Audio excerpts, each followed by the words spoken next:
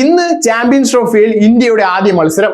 ബംഗ്ലാദേശിനെതിരായി ജയത്തോടെ സെമി ഫൈനലിലേക്ക് ഒരു ചുവട് വയ്ക്കാനാണ് ഇന്ത്യൻ ടീമിന്റെ ലക്ഷ്യം.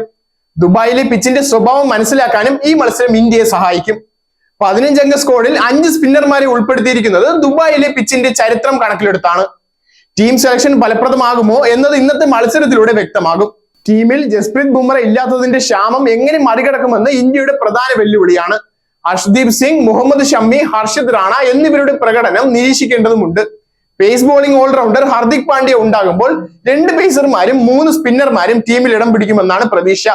വിക്കറ്റ് കീപ്പർ KL രാഹുലിന് തന്റെ ബാറ്റിംഗ് ഫോം തെളിയിക്കേണ്ടതുണ്ട്. ബംഗ്ലാദേശിന് പ്രധാന വെല്ലുവിളി ഷക്കീബ് ഉൽ ഹസന്റെ അഭാവമാണ്.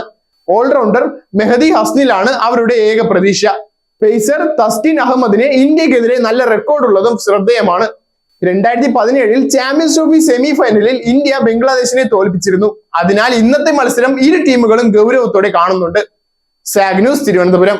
നേരിന്റെ വാർത്തകൾ നിങ്ങളുടെ വിരൽത്തുമ്പിലെത്താനായി സാഗ് ന്യൂസ് ചാനൽ സബ്സ്ക്രൈബ് ചെയ്തും ഷെയർ ചെയ്തും ഒരു ശരിയായ മാധ്യമ നിലപാടിനൊപ്പം നിൽക്കാൻ ഞങ്ങൾ നിങ്ങളെ ക്ഷണിക്കുന്നു.